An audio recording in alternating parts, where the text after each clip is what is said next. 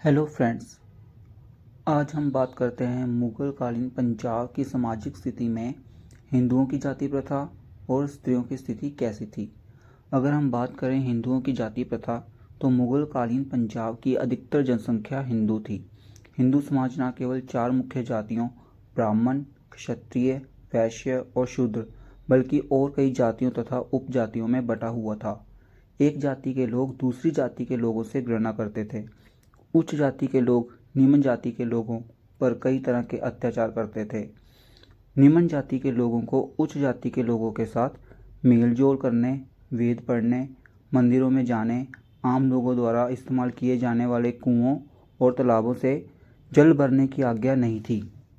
समाज में छुआछूत की भावना बहुत फैल चुकी थी। समाज का प्रत्येक व्यक्ति अपनी जाति अनुसार कार्य करता था। वह इसमें अपनी योग्यता अनुसार कोई परिवर्तन नहीं कर सकता था। इन जातियों के आपसी तालमेल पर कई प्रतिबंध लगे हुए थे। इन नियमों का उल्लंघन करने वाले व्यक्ति को जाति से बाहर निकाल दिया जाता था। हर जाति के लोग अपनी ही जाति की भलाई के बारे में सोचते थे। अब हम बात करते हैं स्त्रियों की स्थिति।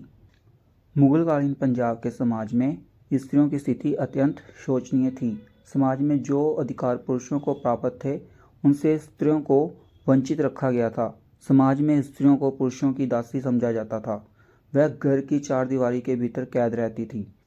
स्त्रियों को उस समय भोग विलास और मनोरंजन की वस्तु समझा जाता था और पशुओं की भांति खरीदा और बेचा जा सकता था।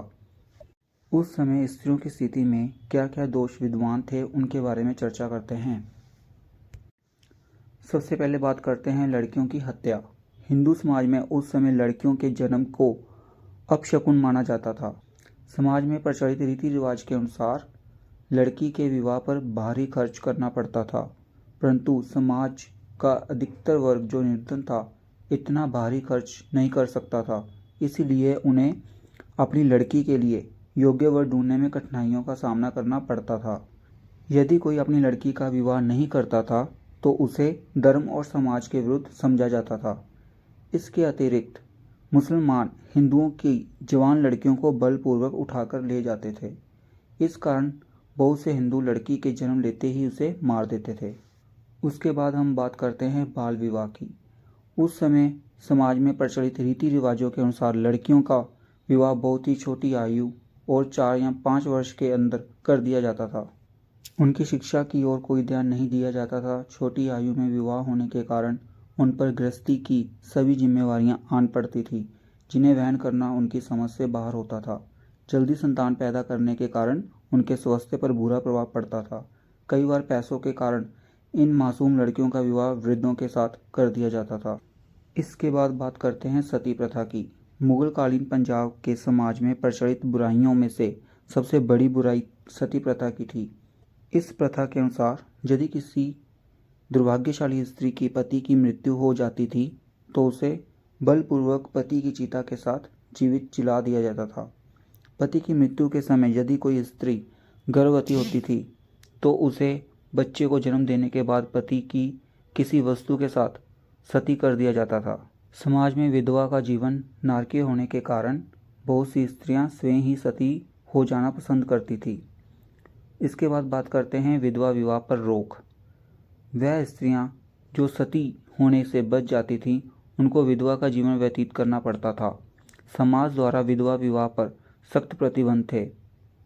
विधवा को अपना जीवन घुट घुट कर बिताना पड़ता था। उनके बाल काट दिए जाते थे, उनको पहनने के लिए गंदे वस्त्र दिए जाते थे, उनके हार श्रृंगार पर पाबंदी लगाई जाती थी, घर का सारा कामकाज उनसे लिया जाता था।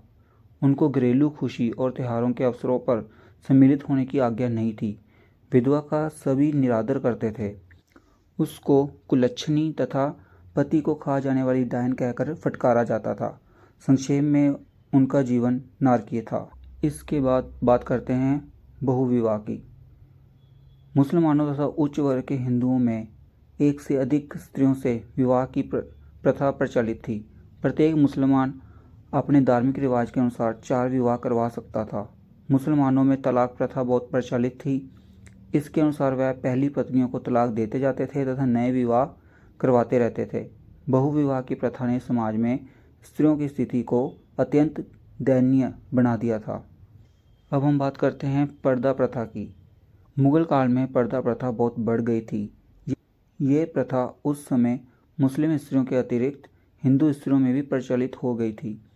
अगर हम बात करते हैं वेश्यावृत्ति की, मुगल काल में वेश्यावृत्ति बहुत प्रचलित थी। शहरों में वेश्याओं की अधिकता थी। इस प्रथा ने समाज का नैतिक स्तर बहुत गिरा दिया था। Thank you for watching. Next video में हम बात करेंगे खान पान और वेशभूषा की।